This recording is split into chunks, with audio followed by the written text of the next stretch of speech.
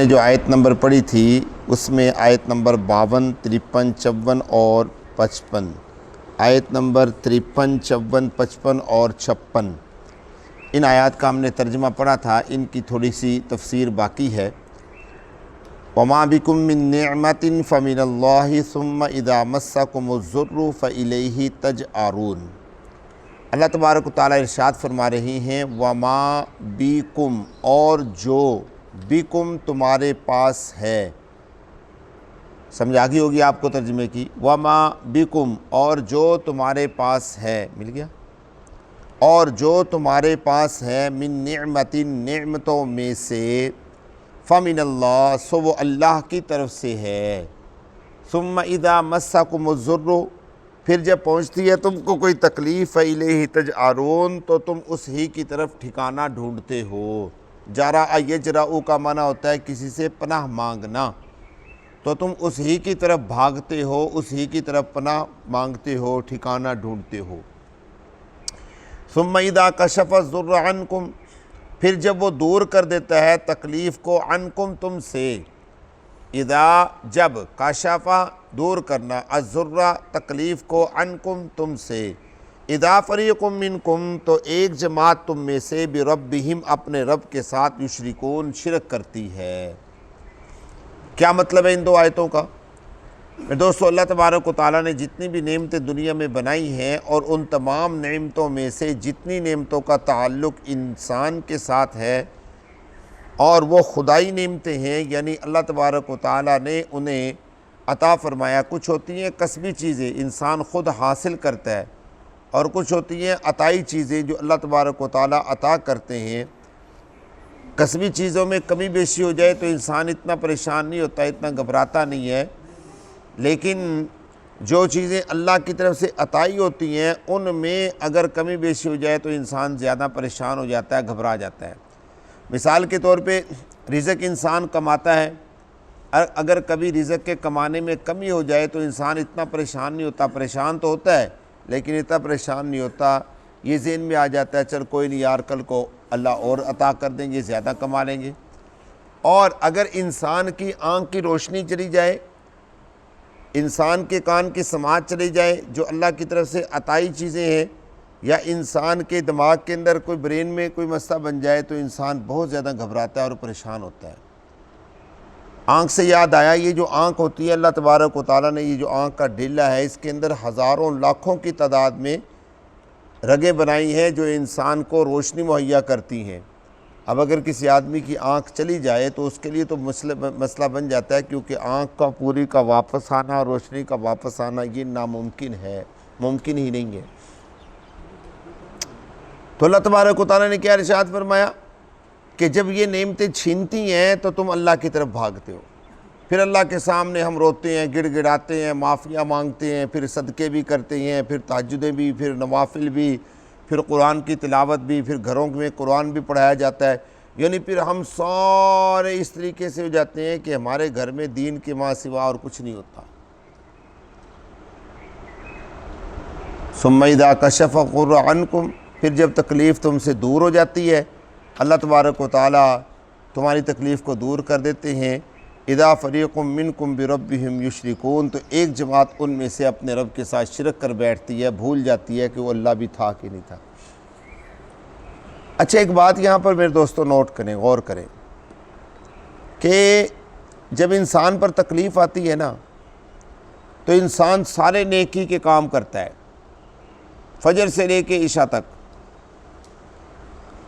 میں جب پچھلی مسجد میں تھا تو ایک آدمی کسی جگہ ملازمت کیا کرتا تھا، نوکری کرتا تھا، یہ جو جوتے نہیں بناتے، لیدر کے جوتے کام کرتے، تو اس کے مالک نے اس کو نکال دیا کسی وجہ سے۔ اب وہ مسجد میں آنا شروع ہو گیا، نماز پڑھنے لگ گیا، کہیں اور وہ کام کرنے جاتا نہیں تھا، کیونکہ جہاں وہ کام کرتا تھا وہ اچھی جگہ تھی۔ اب میں اس کو دیکھتا کہ وہ جناب فجر میں بھی، ظہر میں بھی، عصر میں بھی، مغرب میں بھی، کبھی کوئی وظیفہ پڑھ رہا ہے، کبھی کوئی وظیفہ پڑھ رہا ہے، مغرب کی نماز کے بعد آدھا پونا گھنٹہ وظیفے پڑھ رہا ہے۔ ایک دن مجھے کہنے لگا کہ جی میں فلاں جگہ کام کرتا تھا، میرے مالک نے مجھے نکال دیا، کہیں اور میں نے کام کرنا نہیں ہے، دعا کر دو اللہ میاں مجھے دوبارہ وہاں۔ خیر میں نے بھی اس کو کہہ دیا، میں کہ دعا کریں گے آپ کے لیے، اللہ آپ کو۔ کوئی مہینہ گزرا تو وہ کام مل گیا اس کو وہیں دوبارہ۔ آپ یقین نہیں کریں گے، اس وقت سے لے کر آج کے دن تک میں یہاں بیٹھا ہوں، میں نے اس کو دوبارہ مسجد میں نہیں دیکھا۔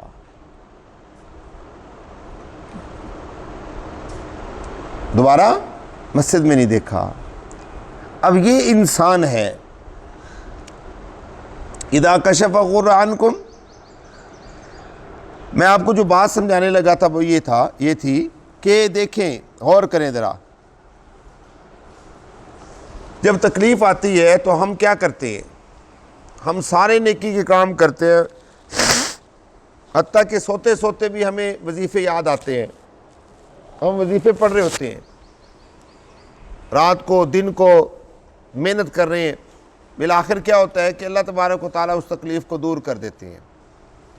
اب یہاں پر دو ہی صورتیں ہیں، یا تو وہ تکلیف آئی تھی نہ جاننے کے لیے، ہمیشہ کے لیے آئی تھی، لیکن ہمارے اعمال کی برکت سے وہ تکلیف دور ہو گئی، یہی صورت ہو سکتی ہے نا۔ ایک تکلیف آئی تھی نہ جاننے کے لیے، لیکن ہمارے اعمال کی برکت سے وہ تکلیف کیا ہو گئی؟ دور ہو گئی۔ اگر ہمارے اعمال کی برکت سے وہ تکلیف دور ہوئی ہے تو پھر ہمیں سمجھنا چاہیے کہ نیکی کرنے سے اللہ تکالیف کو دور کرتے ہیں، اور یہی ایک حقیقت ہے۔ اعمال صالحہ کرنے سے اللہ تکلیف کو دور کرتے تھے، اور یہی ایک حقیقت ہے۔ اور اگر یہ کہیں کہ وہ تکلیف آئی تھی اور خود بخود چلے گی، اللہ تبارک و تعالیٰ کا حکم تھا کہ 1 مہینے کے بعد 2 مہینے کے بعد وہ تکلیف خود بخود دور ہو گئی، تو کوئی بات نہیں ہے، یہ بھی ایک حقیقت ہے کہ انسان پر جو تکلیف آتی ہے وہ انسان کو اللہ کی طرف متوجہ کرنے کے لیے آتی ہے، اگرچہ وہ مہینے 2 مہینے 3 مہینے کے اندر چلی جاتی ہے، کیونکہ وقت سدا ایک جیسا نہیں رہتا، لیکن انسان کو یہ غور کرنا چاہیے کہ جب میں تکلیف میں اللہ کی طرف متوجہ ہو سکتا ہوں تو پھر میں راحتوں میں اللہ کی طرف متوجہ کیوں نہیں ہوتا؟ اور یہ اللہ تبارک و تعالیٰ کا قانون ہے۔ اللہ رب العزت نے خود ارشاد فرمایا، حدیث قدسی ہے، اللہ تبارک و تعالیٰ ارشاد فرماتے ہیں، جو آسانیوں میں مجھے یاد رکھتا ہے میں رب اس کو تنگیوں میں یاد کرتا ہوں۔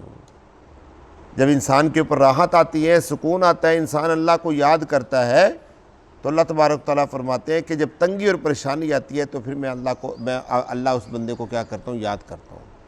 تو اس لیے میرے دوستو، جب کوئی پریشانی آ جائے، تکلیف آ جائے تو اللہ کی طرف متوجہ ہونا چاہیے، اور جب راحت آ جائے تو پھر بھی اللہ کی طرف متوجہ ہونا چاہیے، اللہ کو چھوڑنا نہیں چاہیے۔ آگے اللہ رب العزت فرماتے ہیں، لِيَكْفُرُوا بِمَا آتَيْنَاهُمْ، تاکہ وہ انکار کریں بما ان نعمتوں کا جو ہم نے ان کو عطا کی ہیں۔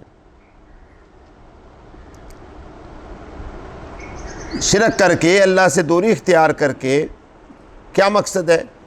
تاکہ وہ نعمتوں کا انکار کر دیں جو نعمتیں ہم نے ان کو کیا کی ہیں؟ عطا کی ہیں۔ اللہ فرماتے ہیں فَتَمَتَّعُوا، سو تم نفع اٹھاؤ، نفع اٹھاؤ، فَسَوْفَ تَعْلَمُونَ، ان قریب تم جان لو گے، تم نفع اٹھاؤ ایک وقت تک، فَسَوْفَ تَعْلَمُونَ، ان قریب تم کیا کرو گے؟ جان لو گے، تمہیں پتہ چل جائے گا۔ بات نہیں سمجھے؟ کیا پتہ چلے گا؟ کہ ان قریب تم نے دنیا کو چھوڑ کر چلے جانا ہے۔ اور میرے دوستو حقیقت ہے، اس میں کوئی شک نہیں ہے، چند لمحوں کی یہ زندگی ہے، چند دنوں کی بھی زندگی نہیں ہے، چند لمحوں اور چند سانسوں پر محیط یہ زندگی ہے، اور چند دنوں کے اندر، چند لمحوں کے اندر انسان دنیا سے چلا جاتا ہے۔ وَيَجْعَلُونَ لِمَا لَا يَعْلَمُونَ، اور بناتے ہیں وہ ان کے لیے، اور بناتے ہیں، ذرا غور کیجئے گا، وَيَجْعَلُونَ، اور بناتے ہیں وہ، لِمَا، ان کے لیے، لَا يَعْلَمُونَ، جن کو وہ جانتے نہیں ہیں، نصیباً، ایک حصہ، مما، اس رزق میں سے جو ہم نے ان کو عطا کیا۔ یہ بات بڑی قیمتی ہے، سمجھنے کی ہے۔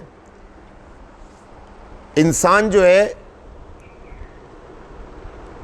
دھوکے کا شکار ہے۔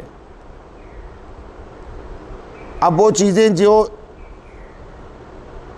قبول ہی نہیں کرتی کسی چیز کو، ان کے لیے بھی حصہ نکالنا۔ رزق سارے کا سارا کس نے عطا کیا ہے؟ ہم سب کا ایمان ہے، کون عطا کرتا ہے؟ اللہ۔ اگر اللہ چاہے تو کھیت کے اندر آپ پیداوار بھی کریں، گندم بھی گرائیں، کھاد بھی گرائیں، سپرے بھی کریں، جڑی بوٹیاں بھی ساری صاف کریں، اچھے طریقے سے حل بھی چلائیں، سب کچھ کریں، اس کے باوجود زمین ہی کے اندر سے نہ نکلے تو اس میں اور آپ کیا کر سکتے ہیں؟ زمین کے اندر ہی سے نہ نکلے تو میں اور آپ کیا کر سکتے ہیں؟ ہم کچھ نہیں کر سکتے۔ اور پھر زمین کے اندر سے بھی نکل گیا، پیداوار بھی اچھی ہو گئی، کٹائی بھی ہوگی، گوائی بھی ہوگی، بوائی بھی ہوگی، سب کچھ ہو گیا۔ کھانے والے کو ڈاکٹر نے کہہ دیا کہ بھئی آپ گندم نہیں کھا سکتے کیونکہ آپ کو گندم کی الرجی ہے، پھر کیا کریں گے؟ اور ایک اور مزے کی بات آپ کو بتا دوں، آج کل بے شمار کیسز ایسے آ رہے ہیں کہ ڈاکٹر حضرات گندم کھانے سے بھی منع کر رہے ہیں کہ جی آپ گندم نہیں کھا سکتے۔ ہمارے کئی جاننے والے ان کو چاول کھانے کا کہا کہ آپ چاول کھائیں، گندم نہ کھائیں۔ یہ ڈاکٹر صاحب بیٹھے ہیں، ان سے پوچھیں، ان کے معدے برداشت ہی نہیں کر رہے گندم کو۔ تو اللہ رب العزت تو جو مرضی چاہے کرنے پر قادر ہے۔ جب رزق اللہ نے عطا کیا، پھر اللہ کے ماں سوا کے لیے حصہ کس بات کا نکالنا؟ اگر آپ نے خرچ کرنا ہے اللہ کی رضا کے لیے، اگر آپ نے خرچ کرنا ہے اللہ کے لیے، اگر ہم خرچ کرتے ہیں ریاکاری کے لیے اور دکھلاوے کے لیے اور ہمارا مقصد یہ ہوتا ہے کہ میری واہ واہ ہو جائے، میری بلے بلے ہو جائے، اللہ فرماتے ہیں کہ یہ ان کے لیے نکالا، میرے لیے نہیں نکالا۔ بلکہ حدیث پاک میں آتا ہے، نبی محترم صلی اللہ علیہ وسلم ارشاد فرماتے ہیں کہ جب انسان کسی کو راضی کرنے کے لیے کسی کے سامنے یعنی کہ ریاکاری اور دکھلاوے کے لیے خرچ کرتا ہے تو قیامت والے دن اللہ تبارک و تعالیٰ اس بندے کو بلائیں گے اور فرمائیں گے کہ تو نے اس کو راضی کرنے کے لیے خرچ کیا تھا، اب اسی سے اس کا بدلہ لے، میں تجھے اس کا بدلہ نہیں دوں گا۔ تاللہ لتسألن عما کنتم تفترون، یہ میں آپ کو آیت مبارکہ کا ترجمہ بھی کر دیتا ہوں۔ اللہ تبارک تعالیٰ فرماتے ہیں اللہ کی قسم البتہ ضرور بھی ضرور پوچھا جائے گا تم سے ان چیزوں کے بارے میں جو تم دنیا میں گھڑا کرتے تھے، جو تم دنیا میں کیا کرتے تھے؟ گھڑا کرتے تھے۔ جو انسان دنیا میں اللہ کی رضا کے لیے نہیں ریاکاری کے لیے خرچ کیا کرتا تھا، اللہ فرماتے ہیں قیامت والے دن تم سے اس کے بارے میں سوال کیا جائے گا۔ تو اس لیے جو بھی خرچ کرنا ہے، اللہ نے جو عطا کیا ہے وہ اللہ کے لیے خرچ کرنا ہے، بندوں کے لیے خرچ نہیں کرنا۔ ہاں، جس آدمی کو آپ دے رہے ہیں اس کو تو راضی کرنا ہے کیونکہ وہ تو ہے ہی مقصود۔ اس آدمی کو دے کر لوگوں سے واہ واہ لینے کے لیے کہ لوگ مجھے کہیں گے کہ بڑا سخی اور بڑا خرچ کرنے والا ہے، اللہ فرماتے ہیں نہیں، یہ شرک ہے، یہ شرک ہے، کیونکہ ریاکاری بھی ایک شرک کا نام ہے۔ اللہ تبارک و تعالیٰ مجھے اور آپ کو فہم نصیب فرمائے۔